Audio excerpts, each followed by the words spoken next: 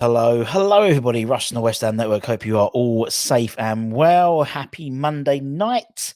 Hope your week is going fine, although it's very humid, very moist, very moist in the air, particularly in Church. So, I mean, the reason for this, you see the title, it's about the Afcon, and it's something which I was thinking about the other day, and I thought I'd put a bit more effort into it. It's a bit of a brain dump, really, and discussing whether the fact we've got the Afcon coming up, whether that does necessarily play on our transfer strategy going forward in the summer. We, by all accounts, Jacob Steinberg and The Guardian reported that Moyes is likely to stay, and I think that's probably going to be the case. And with that, there's a number of decisions already to be made, and in terms of transfer ins, transfer outs, director of footballs. It's a lot to get through this summer, that's for sure. That's before we go to Australia in July. Although, according to reports, a number of the guys who are currently on this international duty will not be appearing, and we're not expected to report back for the pre-season tournament, which again throws all issues into the up in the air. In all honesty, I mean, the issue last time with why they do these internationals during sort of the off time when you're meant to be resting. I mean, I think it was Deck and I think Soufal had like 2.5 years off without a break. So they're gonna break down these players. So in terms of the Afcons, I mean, it's an interesting thing to look at. Obviously, the fact is tonight you've got Naif Aguerd is going to be likely to feature in a friendly for his Morocco against, he says, stalling the time, Cape Verde. Actually he might be featuring now. Yeah, the game might be going on as we speak. And then on top of that, afterwards, the next few weeks, a couple of weeks at least, there's going to be group stages for qualification in terms of the Afcon Cup of Nations. So, what is the Afcon Cup of Nations? Well, it's every 2 years, and it's going to be in the Ivory Coast this year or this season. And it covers January the 13th to February the 11th. So the best part, just under a month, if your side gets to the end. And obviously looking at the potential of looking how well, Morocco did during the World Cup, it could be a case of someone like Naif could be without we would be start again. We would be without Naif Aguerd potentially for up to a month in January. And obviously the fixtures come out on Thursday, so we'll be able to see how that potentially impacts us. But also, I think you could well miss the Europa League if we qualified, maybe not the playoffs. We'd need to check on that. So in terms of our sort of contingent, potentially, it could be up to 3 players. Obviously, we know Naif Aguerd. Morocco have already qualified. Number of clubs have already qualified. Countries have already qualified. 7, in fact, already. The top 2 from each group. I think there's 1, 2, 3. I think there's about 9 groups or something like that. The top 2 automatically. Morocco have got enough points already as of March when they qualified. Also potentially Saïd Benrahma for Algeria. They've also qualified, although Saïd has not had so much of a run in the squad. But maybe his antics in terms of his goal in the final may well potentially get him into the squad. Who knows? Who knows for that? And also another one is Maxwell Cornet, who, as hosts Ivory Coast, they also have to qualify as well, which is a bit weird. But their Group H winners are running up, so he could well get a call up as well. Which, when you're thinking about it, may well allude to some of our transfer dealings over the next few weeks, knowing full well that we've got, it could be the worst case scenario, 3 players who are, well, 2 of them definitely are starters, I'd suggest, in terms of Naif and in terms of Saïd, and Cornet as well as a first teamer. out of the squad for up to a month. And so that's a huge thing to weigh. And obviously, every 2 years. So last year we didn't have to think about it, but this year we have to. So that may well stem in terms of our transfer targets and what we do. Also, this goes in line with what we were saying.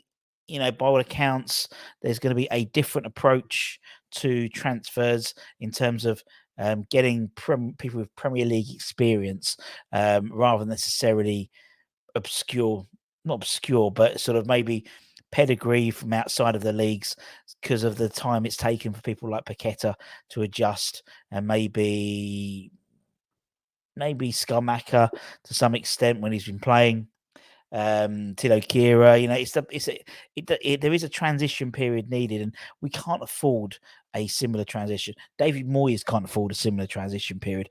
Arguably, if there is one, and so we don't start this season particularly well, I could well see him, be moved along, particularly as he's entering his last year of his contract. So there's not a lot of compensation needed to see him out. So it's critical for him, really, to make sure we hit the ground running.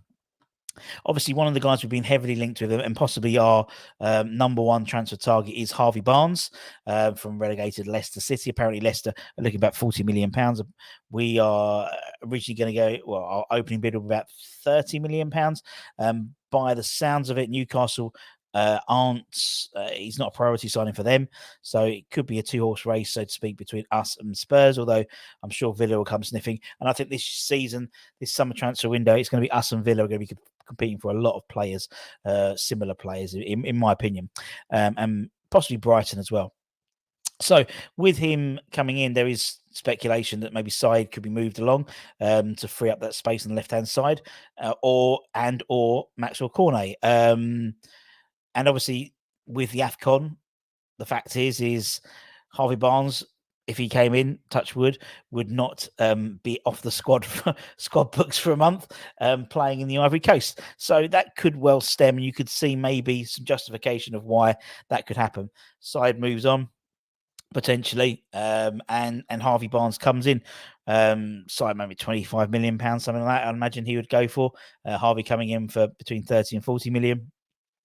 Seems a bit of an upgrade there. And I mean, Maxwell hasn't really hit the ground running at all with his mystery illnesses and stuff like that. So it won't be a surprise. Maybe even Burnley might come back in for him. Who knows? And then obviously you look at Naif, and obviously Naif's a huge cornerstone of our side. Potentially, according to when we did a little poll on Friday on the live show, could be captain. Obviously, if Declan Rice is moved on, it moves on, so to speak. Not if he's moved on, he'll move on if the clubs pay the money. But he could be a potential captain, and not having your captain there for a month could make a massive difference.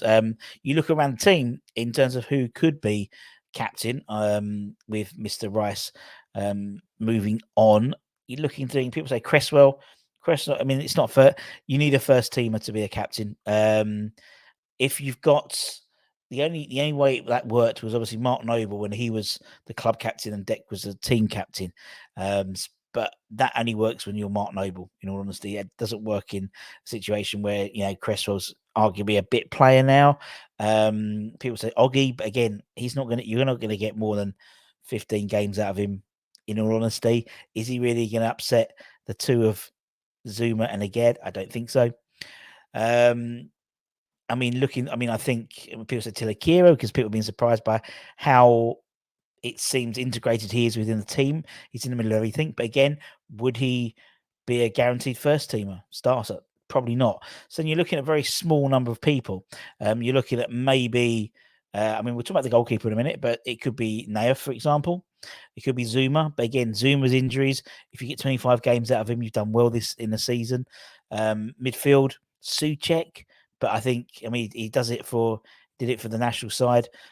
He's captain sides in Slavia Prague as well. But, there's jury's out for a lot of people about Souček. Paqueta potentially, but the lack of English, although he's apparently taking English lessons 3 times a week or something like that. So maybe. And then you look at Bowen. Is he captain material? Personally, I'm a defender or CDM, for my captain. They need to be able to see everything. The goalkeeper's interesting position as well. We'll talk about that in a tick, with some stuff we've just seen recently. But it's no surprise with Naif obviously potentially out in the Ivory Coast for over a month, that we've been linked with a lot of centre backs, and obviously with a Bonner question mark about whether he's going to come back. Get off him a new deal. We've got a lot of young centre backs coming through. The likes obviously Luis Al from Sao Paulo, who he bought in the summer. We've got Casey from the under 18s, 23s from the academy coming through.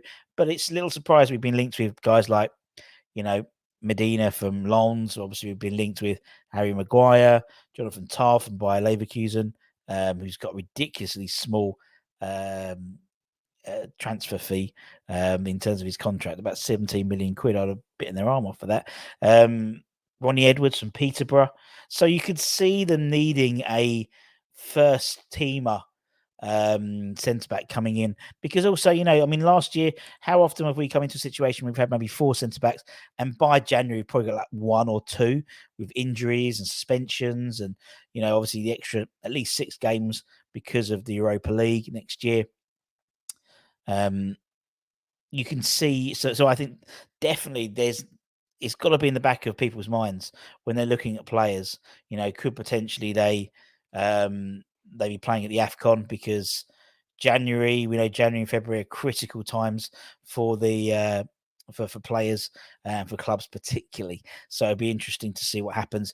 Like we've been linked with guys like Becker from Union Berlin, and he's Somnium International, I believe. So that may well play into. I don't actually. Are they qualified yet? I don't know. But anyways, you've got to take that into account with any signing now that comes in, because that could be a massive, massive issue coming up. The goalkeeper, I just touch on, just as a little aside. Obviously, we were led to believe before that Areola was unhappy, allowed to get like game time, and Fabianski, he's got 1+1, so obviously he'll be in and around the squad next year, I'd imagine. But reports are that actually Areola is, going to get the number 1 jersey potentially, and to compare that even further, he's actually just bought himself a massive house in London.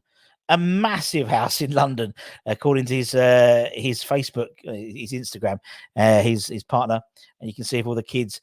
And so, for someone who's gonna, he's pissed off and wants to leave, he's just bought an absolute fucking huge house. That's not saying he's going to stay in London, but it does allude to the fact that he may well be hanging around for a little bit longer than maybe anticipated in terms of us. Not saying he's a bad keeper at all, but people were assuming that he's off because he wasn't happy about not being the first teamer. But then he's walked out with a Europa Conference League trophy as well. Anyway, that's a little bit of tidbit just for the evening, just to mull you over. I think Claret and Booze have got their show on later on, so make sure you check that out. That'll be all good. Listen to Nick talk about, probably start crying like we all do, about the Europa Conference League and stuff like that. And until next time, we'll see you tomorrow. Take care, stay safe, stay warm. Sweet dreams, my friends, and bye-bye.